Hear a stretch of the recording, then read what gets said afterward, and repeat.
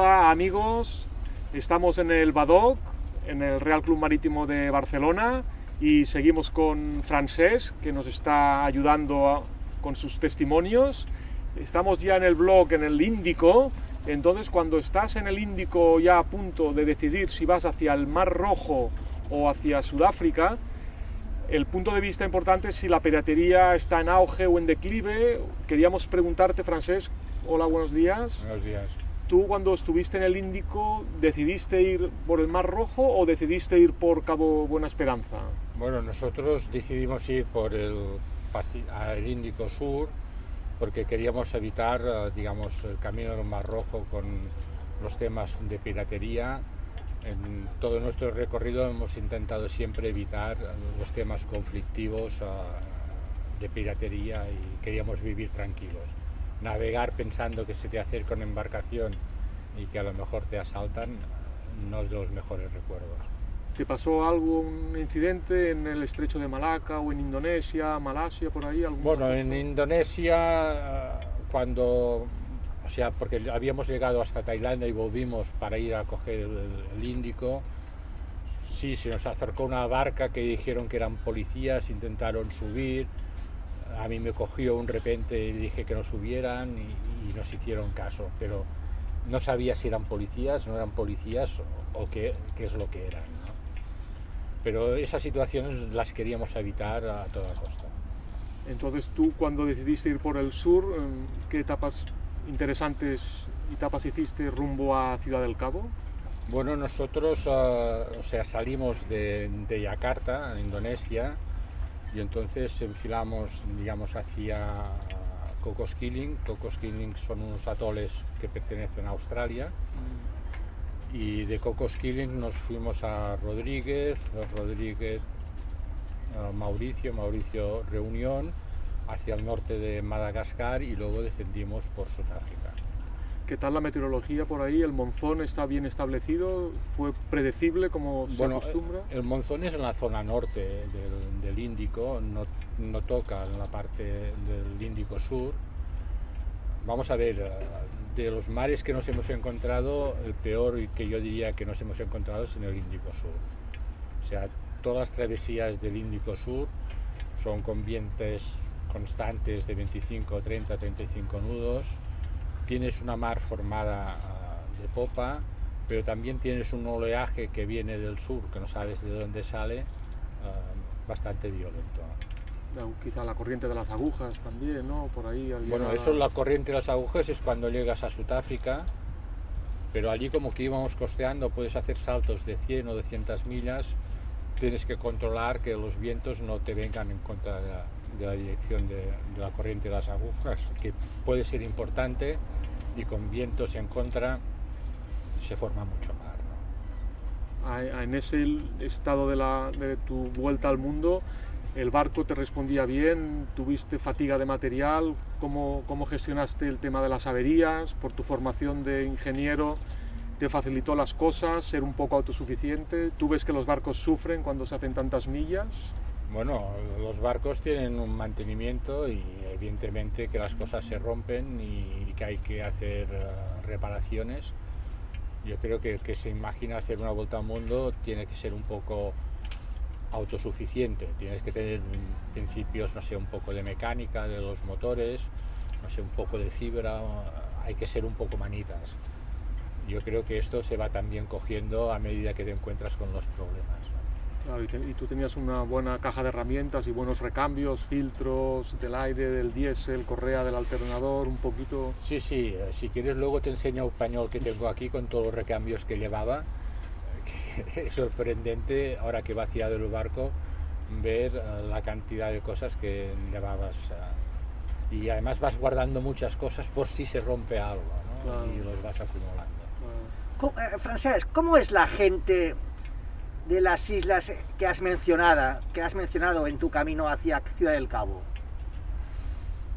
Bueno, aquí entras en... A ver, cada isla es un poco distinta. Por ejemplo, Rodríguez es... O sea, aquí hay mucho mestizo y mucho negro, porque todas esas islas son que tienen cultivo de caña de azúcar y está todo el tema de la esclavitud. Entonces en estas islas había mucho personal, personas que venían de África, o sea, como esclavos. Y bueno, por ejemplo, los Rodríguez eran mucho más negros porque eran los sitios donde terminaban a parar. El momento en que se abolió la esclavitud, entonces vino la hora de los chinos o de los asiáticos. O sea, suplieron la mano de obra de la esclavitud por mano de obra que no era esclavitud, pero casi debía ser igual de los asiáticos. O sea, entonces hay una mezcla de gente asiática, de origen asiático y de negro, y es, bueno, un mestizaje curioso. ¿Estas islas son de confesión musulmana? Sí, esas islas normalmente son musulmanas, o sea, Mauricio y Rodríguez, pero también hay católicos, es una mezcla de cosas. ¿Y la relación personal con los habitantes, con las autoridades, con las personas que viven cerca de las playas, cómo es? Bueno, no, es muy occidental, yo diría que es muy normal, o sea, que no es, digamos, como lo del Pacífico, que hay un choque cultural, aquí ya no existe tanto. Están, digamos, todos los comercios y todo eso está dominado por los chinos, pero chinos digamos, de generaciones, no es que terminen de llegar.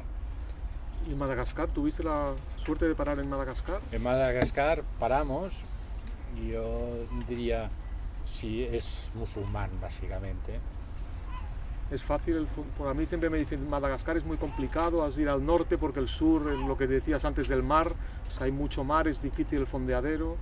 A ver, o sea, las travesías en el Índico, bueno, hay las distintas islas, las travesías son bastante largas y hay mucho mar, o sea.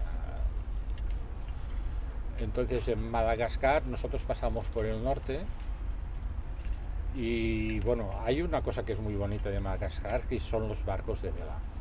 Es decir, aún el transporte y la gente se mueve con barcos de vela y hay que ver las velas. Las velas parecen, no sé, como edredones de pedazos y cabos, y son barcas que van muy deprisa y además les gusta compararte contigo. A veces te ponen al lado y están contentos, y claro, si son barcas pequeñas corren más que tú, porque son barcas, o sea, con dos flotadores o un flotador, se ponen ellos haciendo contrapeso y realmente van deprisa.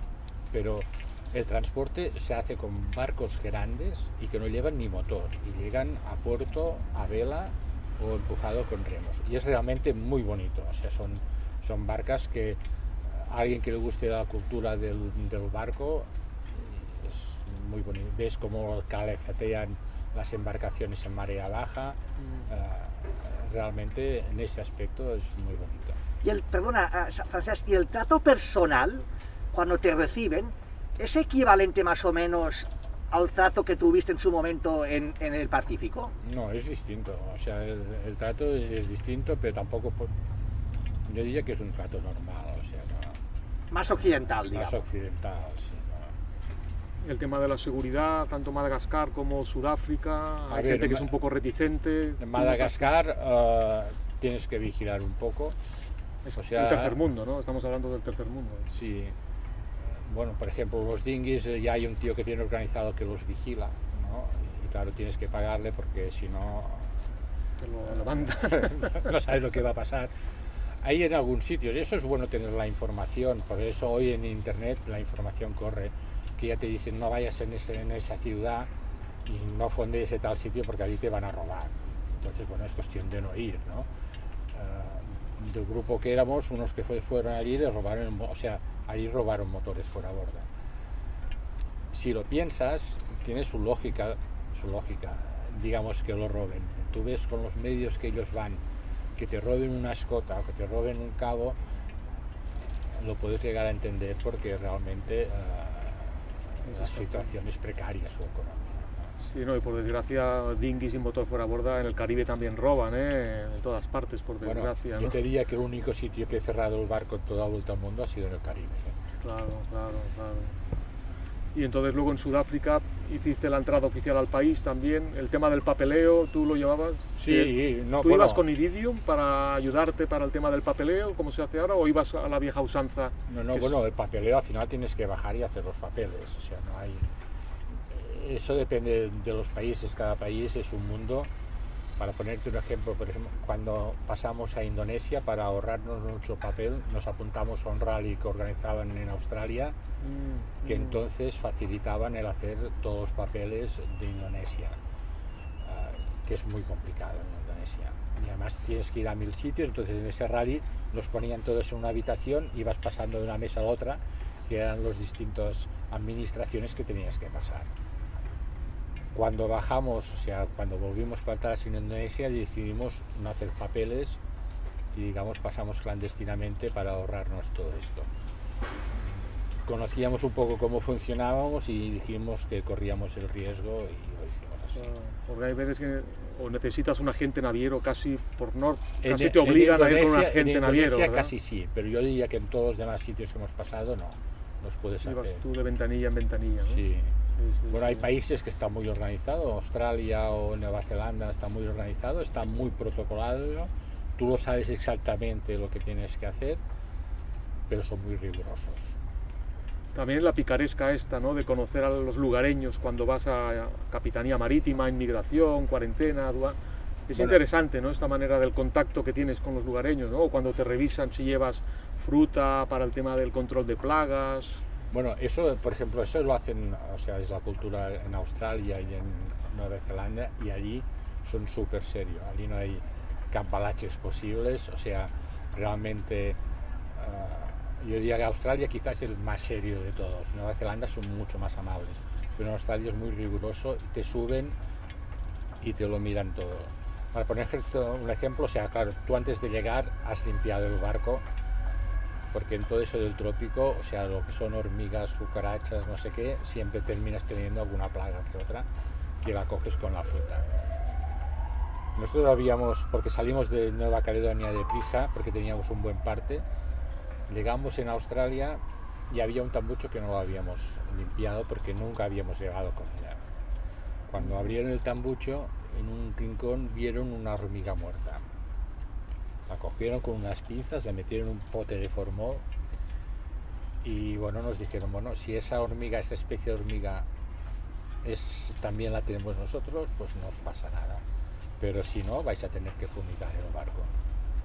Y por suerte la hormiga también debía ser australiana, no tuvimos, pero bueno, quiero decir que llegan al extremo, o sea, realmente Muy de buscar estricto, una muy concienciados con el medio ambiente y el control de plagas, Sí, etcétera, sí, ¿no? sí.